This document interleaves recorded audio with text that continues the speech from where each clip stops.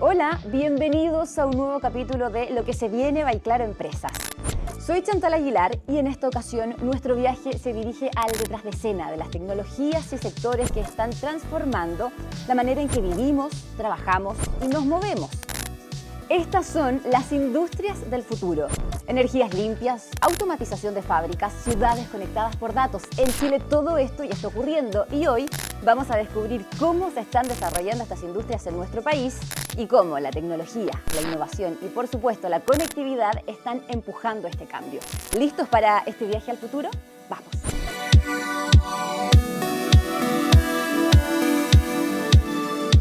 Estamos inaugurando un nuevo espacio para Lo que se viene by Claro Empresas, un lugar más ameno para tener conversaciones interesantes como cada uno de los episodios, y hoy además estamos estrenando este estudio junto a la primera mujer de este ciclo de conversaciones. Vamos a hablar de las industrias del futuro y nos acompaña Rocío Ortiz, que es subdirectora de Industrias del Futuro del Centro de Innovación de la Universidad Católica. Rocío, ¿cómo estás? Bienvenida. Muy bien, muchas gracias, Chantal. ¿Qué te parece? Necesito saber qué te parece. Fantástico, y además como súper acogedor. Exactamente. Así que de ideal eso para se estas trata. conversaciones. Sí, pues, y por eso es que queremos hablar de este concepto que uno se imagina que puede abarcar mucho, ¿no? Industrias del futuro. Suena rimbombante, pomposo, tecnológico, indudablemente.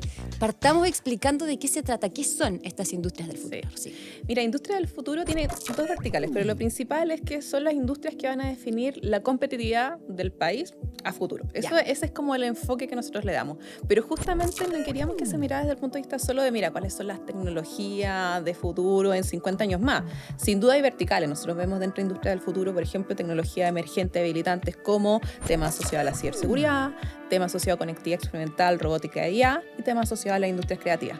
Pero lo que más nos importaba es cómo esas tecnologías impactan a nuestras economías actuales, por ejemplo, economía minera, forestal, de salud, etcétera, a futuro. ¿Cómo va a ser la economía, por ejemplo, minera de futuro? ¿Cómo va a ser la economía, por ejemplo, sea la logística de futuro? Esa es la pregunta que queríamos plantear, más allá de solo enfocarnos en la tecnología, enfocarnos en estos procesos productivos y cómo nosotros aprovechamos eso para generar más empleo, más emprendimiento, más desarrollo, finalmente social. Ese es el foco de Industria del Futuro. Perfecto, o sea, ofrecer soluciones de alguna manera, digo, a los desafíos globales que tenemos hoy. Claro. Empezar a planear el futuro hoy día. No esperar a que llegue. Claro. Ya. Efectivamente, diseñarlo ahora y desarrollar también las competencias que se requiere para que nosotros participemos de esa economía de futuro, esa industria de futuro. Y ahí está el capital humano, que lo vamos a desarrollar más adelante, que es súper relevante, nos hemos dado cuenta cuando estamos hablando también de tecnología. Pero hay un área, una industria, un sector particular que genera alta expectativa respecto de lo que pueda ser en la industria del futuro. Y este tiene que ver con las energías renovables. Y vamos a hablar precisamente de un dato que les voy a entregar aquí, que tengo, que entregó el Coordinador Eléctrico Nacional en el 2024. Dijo que el 40% de la electricidad que ocupamos en nuestro país provino de energías renovables no convencionales. El 40% es casi la mitad. A mí me parece que es harto. No sé si estoy equivocada en eso. El número es importante. Sí, efectivamente, bueno, tenemos un desafío, porque en general uno mira las tecnologías desde el punto de vista de lo que es digital, todos los hardware, software, pero la parte de energía es el habilitante de todo esto. Y hay una serie de innovaciones en donde uno mira cómo, por ejemplo, la implementación de energías convencionales nos permite ser más sustentable y sostenible en el tiempo. Porque uno dice, bueno, metámosles, por ejemplo, ya procesamiento en la nube, una serie de cosas a todos los procesos, pero eso consume energía. Entonces hay un problema de fondo de habilitación de todo este desarrollo tecnológico, de las smart cities que depende de esto. Entonces, efectivamente, nosotros, Chile tiene una política también de desarrollo en temas de energías no convencionales que nos ha posicionado, sobre todo a nivel latinoamericano, para tener ese porcentaje, que es enorme. Y eso quiero que hablemos ahora del hidrógeno verde, porque Chile está desarrollando una estrategia, ¿no? Para desarrollar y para producir el hidrógeno verde más barato del mundo. Y lo hace con cifras, con plazos, con metas. De aquí al 2030 quiere producir el hidrógeno verde más barato del mundo. Y en 10 años más, o sea, el 2040, convertirse en uno de los 3 principales exportadores de hidrógeno verde. Claro. A partir de esto, de esta innovación, de esta estrategia, cuéntanos tú, ¿qué es lo que están haciendo en el Centro de Innovación UC? ¿Dónde están poniendo los focos? ¿En qué están trabajando?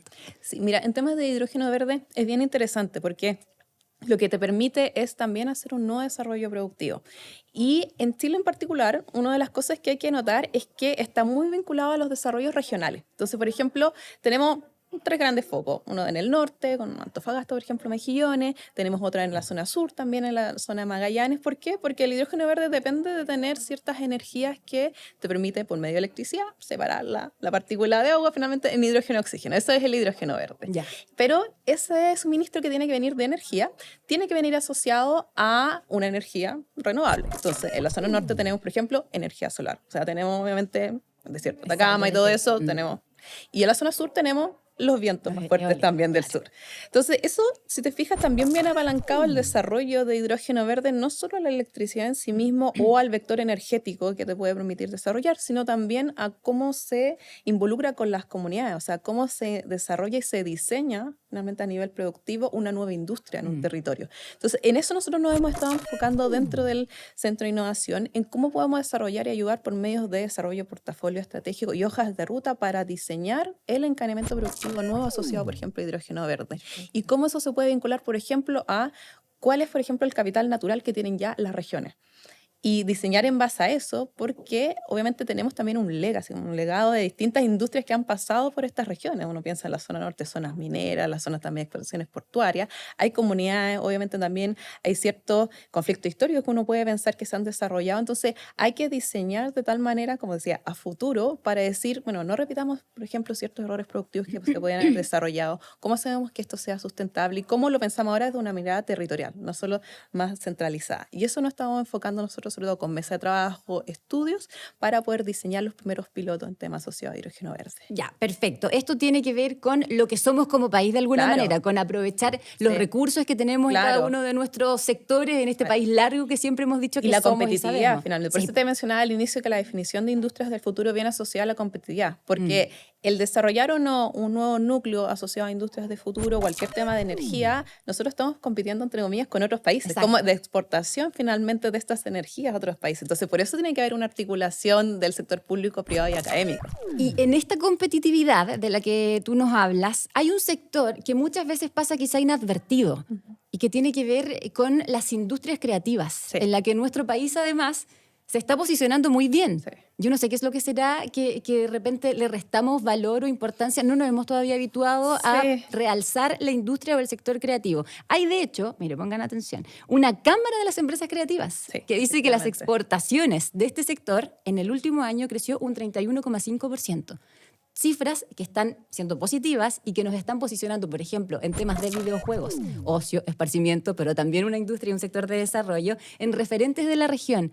Un lugar que decíamos antes no se veía. ¿Por qué es importante centrarnos, impulsar estas economías emergentes, la industria creativa, digital? A mí me gusta mucho ese ejemplo que se da, que uno decía, mira, en pandemia, por ejemplo, cuando estuvimos en cuarentena, era importante el sector salud, logística, etcétera, pero no hubiéramos sobrevivido sin la industria creativa, porque estábamos viendo las distintas plataformas de streaming, estábamos leyendo libros. El tema del ocio en sí mismo es un espacio muy importante. Y de hecho, si tú piensas... Y al que le dedicamos mucho tiempo. Claro.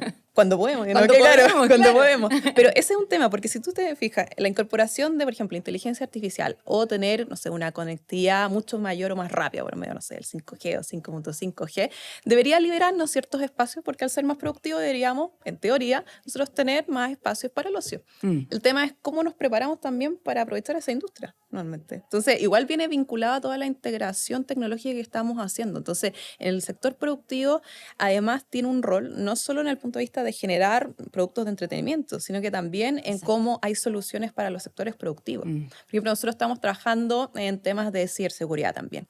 Y en temas de ciberseguridad hay ejercicios que se llaman ejercicios de gestión de crisis. Y uno dice, bueno, en vez de hacerlo solo de forma análoga, a lo mejor yo puedo tener un simulador, por ejemplo, en tiempo real, que me esté mostrando una crisis, yo cómo reacciono. Entonces, las experiencias inmersivas también están incorporándose a los sectores productivos. Lo mismo en temas de mantenimiento, en temas de entrenamiento, en sectores como el minero, forestales.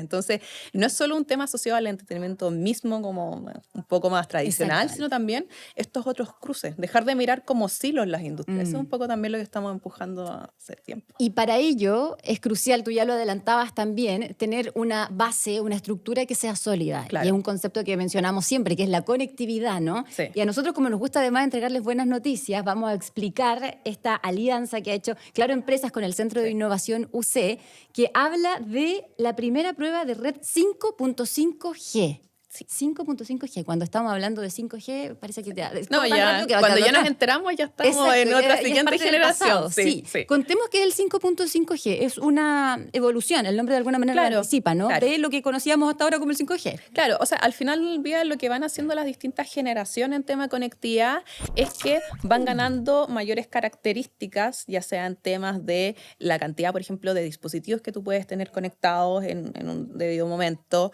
el alcance que tienen, también la cantidad de datos o archivos, o por ejemplo, si estoy haciendo un streaming, el tiempo que se demora. Entonces, lo que hace la generación del 5.5G es que obviamente es el nivel de disponibilidad que tenemos mayor hoy en día en Chile. Y de hecho, las pruebas es la primera que se realiza en estos últimos tiempos.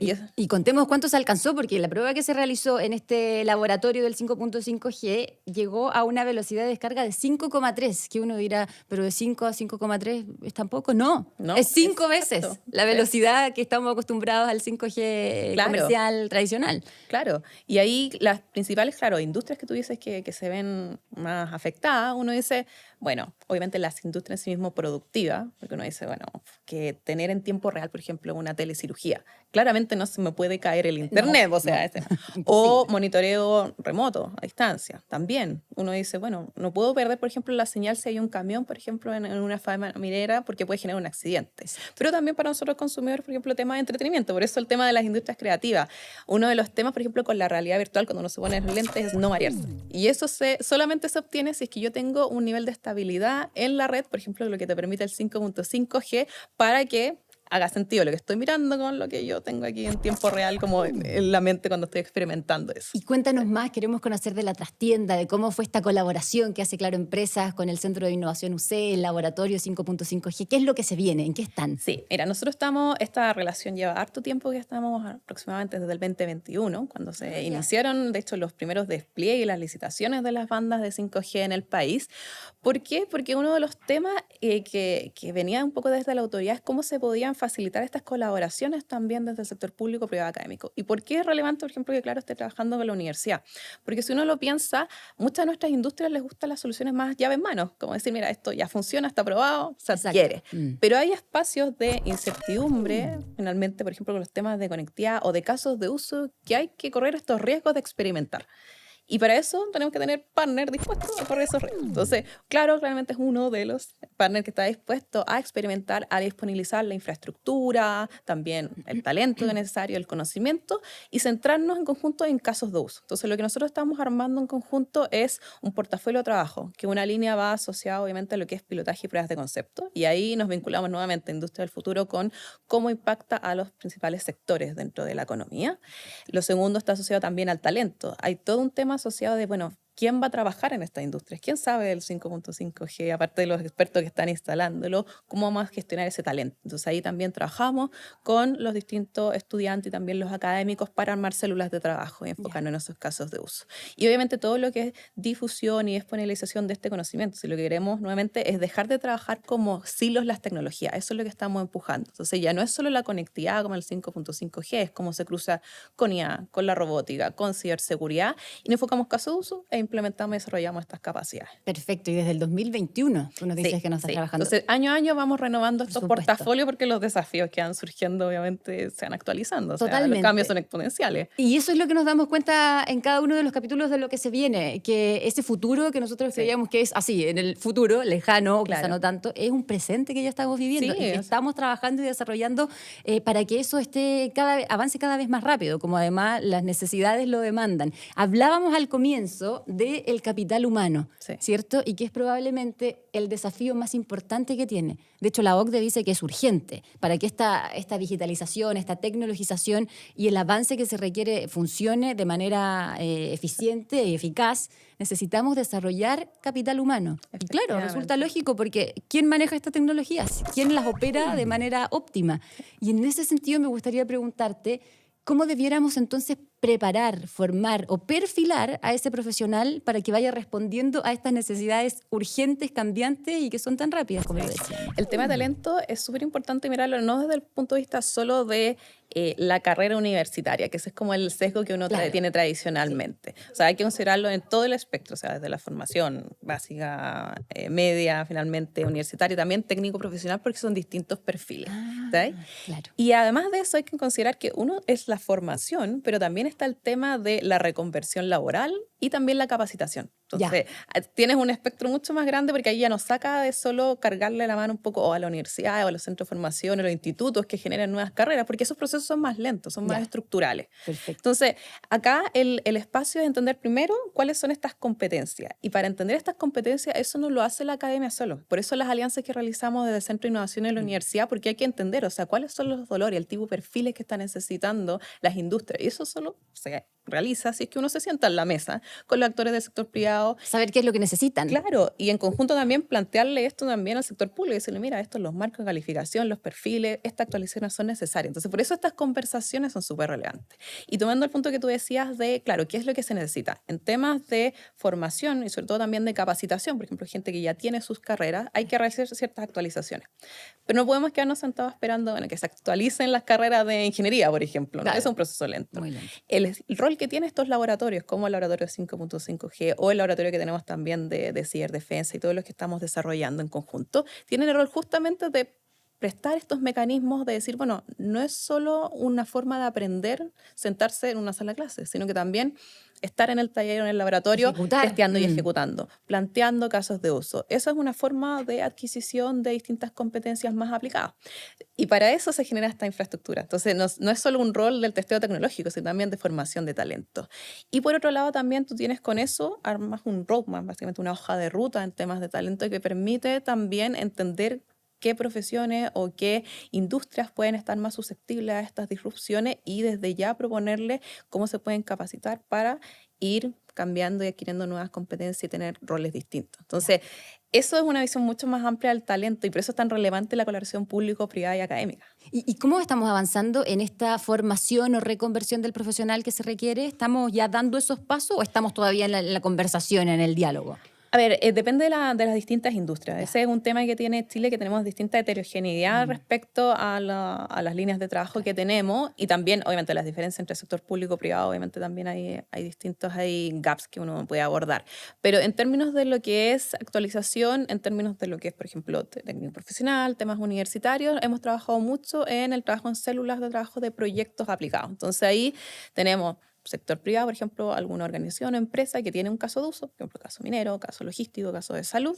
Sobre eso tenemos algún otro partner tecnológico, que puede ser, por ejemplo, Claro, más nosotros como universidad que tenemos también este respaldo más académico y toda la supervisión y mentoría. Y en conjunto con ese proyecto uno puede en 4 meses, por ejemplo, 6 meses, desarrollar también las skills para poder tener una implementación que además está diseñada y especializada para esa industria. Perfecto. Entonces, ese es un mecanismo que hemos desarrollado de forma robusta. Nosotros, por ejemplo, recibimos desafíos de más de 70 organizaciones al año de distintas líneas, y justamente porque caen dentro de este espacio. Y en lo que es ya formación para profesionales, por ejemplo, gente como tú y yo que estamos trabajando, todo lo que es desarrollo de programas de formación a la medida, programas de desarrollo en donde ya no es solo los académicos, por ejemplo, que participan como profesores, sino que incorporamos partners de empresas que conocen también las tecnologías desde otro punto de vista. Entonces, rediseñas también quiénes son los que están enseñando ese tipo de cosas. Y lo último que hemos desarrollado son los ejercicios tácticos y ejercicios estratégicos. Entonces, esa es otra forma de aprender. Por ejemplo, en temas de CIR, que también trabajamos junto con Claro y en temas también de conectividad, decir, bueno, ¿por qué no realizamos y generamos un ejercicio en donde simulemos de que nos están atacando o simulemos de que se cayó la conectividad? Y eso no es solamente algo que afecta a la gente que es técnica, sino también a la gente de comunicaciones. Sí, alguien tiene que salir a la cuña. Exactamente, sí. Hemos hablado y hemos ofrecido nosotros también algunas líneas de solución a estos desafíos que tiene nuestro país, hablando de las industrias del futuro. Y uno de esos pendientes importantes tiene que ver con las ideas. En nuestro país se invierte menos del 0,4% del PIB, del Producto Interno Bruto, en ideas. Es muy poquito y se ha hecho esfuerzos, es verdad. Se ha intentado mejorar esta cifra, pero sigue siendo muy baja, menor que el promedio de los países de la OCDE. O sea, estamos muy por debajo. Y se cree que uno de los puntos o de los factores que hace que no estemos invirtiendo en esto tiene que ver con una suerte de concepto que se llama la cultura de la innovación. Y es que parece que no estamos apostando por startups locales. La mayoría de ellas vienen desde afuera, del extranjero. Claro. ¿Qué es lo que pasa? ¿Por qué no tenemos una industria quizá tan robusta en temas de cultura de innovación? Sí, yo creo que hay que entender también las etapas que tiene el desarrollo tecnológico. Entonces, y hay distintos tipos de startups, hay como varios temas dentro de la pregunta. Hay algunas startups, por ejemplo, las que son de base científica tecnológica, que finalmente te define el desarrollo de distintos productos, servicios con algunas tecnologías de base y que potencialmente se pueden transformar en lo que uno llama los potenciales pues, unicornios, que son las grandes empresas. Ese tipo de organizaciones depende de la tecnología y de la categoría, cuánto uno se demora en testear, lo que yo te decía de los riesgos. Entonces, cuando uno mira una tecnología, por ejemplo, en góndola, o uno ve al mall y uno ve ya el celular ahí, por ejemplo, la tablet, etcétera, eso pasó por años de desarrollo tecnológico y detrás de investigación y desarrollo. Entonces, cada uno de esos componentes partió probablemente en un laboratorio con algún académico en la universidad que estaba publicando un paper. Después quiso testearlo ya quizás en una mayor escala. Después hizo una alianza probablemente con alguna empresa para testearlo en condiciones más reales. Después decidió testearlo más forma masiva. Y de ahí llegó recién a lo que se llama, de hecho, los TRL, que son los niveles de madurez tecnológica final para poder ser comercializado. Todo ese track en general uno no lo ve y eso requiere de inversión. Eso requiere de que alguien dispuesto a tomar esa incertidumbre, invertir y saber que a lo mejor esa prueba que yo desarrollo de concepto, ese testeo, no va a funcionar. Entonces, el tema de la incertidumbre es súper fundamental, adquirirlo y estar dispuesto a tomar esos riesgos como país finalmente y tenerlo como política. Y eso es lo que yo te decía de las soluciones llave en mano, porque el tema de las startups que uno tiene es que está asociado de que puede que no funcione, puede que esté en una fase y es una buena idea, pero ¿quién va a asumir los costos de ese error? Y tenemos que tener una red finalmente y modelo de colaboración para poder hacernos cargo. Una vez más, las redes colaborativas. ¿Y qué falta entonces o qué crees tú, qué le dirías desde tu experiencia, del trabajo que has realizado a las empresas, a las tradicionales, para que apuesten, inviertan por startups locales tecnológicas, para que demos ese salto y ese paso? Sí, yo creo que lo fundamental es establecer los acuerdos de colaboración que uno puede desarrollar con el ecosistema. O sea, las empresas lo primero es que tienen que entender quiénes son los que participan en el ecosistema. Y hoy en día tenemos, por ejemplo, en el Centro de Innovación, una serie de programas de apoyo al emprendimiento, de aceleración, de incubación, de inversiones también en capital de riesgo. Hay todo como un mapa y un viaje de las startups donde reciben apoyo. Corfo, por supuesto, también, y desde el sector público hay apoyos para el desarrollo de industria. Entonces, primero entender de que hay una red. O sea, ellos no van a estar necesariamente solos frente a las startups.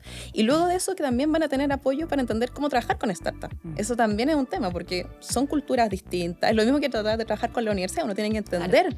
Exacto. Para eso existen redes de apoyo. Entonces, romper un poquito el miedo de decir como, mira, el miedo a lo desconocido y la incertidumbre está en estas redes. Y después de eso, establecer cuáles van a ser mis partners, mis alianzas. Y sobre eso también entender qué estoy dispuesto a experimentar y qué dispuesto yo finalmente a dejar de forma cerrada en mi empresa. Porque tampoco estoy obligada a abrir todo. Sí. Lo que hace, por ejemplo, los bancos con los temas asociados a fintech. Bueno, a lo mejor hay ciertas capas, procesos que me hace sentido externalizarla o experimentar con nuevos proveedores. Y esa es una decisión de riesgo también que hay que sincerarla. Entonces, apoyarse en las redes, conocer lo que se está desarrollando y establecer procesos y apoyarse para desarrollar eso.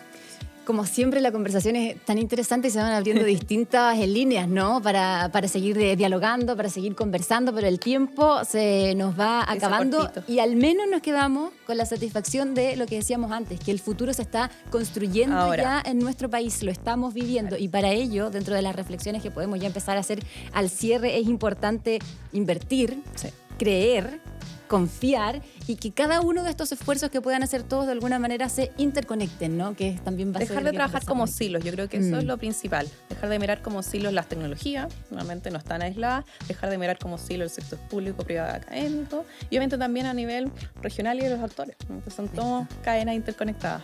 Rocío, te quiero dar las gracias, Rocío Ortiz del Centro de Innovación UC, por, ya lo decíamos, inaugurar este espacio junto a nosotros en este episodio, además compartirnos tus conocimientos, ofrecernos alternativas para pensar en este futuro que se nos viene y que está encima, y muchas gracias por participar aquí. Muchas gracias a ti por la invitación. Que lo hayas disfrutado. Lo disfruté muchísimo. Muchas gracias. Y a todos quienes nos acompañan en cada uno de los episodios, nos volvemos a encontrar con nuevos desafíos y viajes al futuro en un nuevo capítulo de Lo que se viene by Claro Empresas. Que estén muy bien.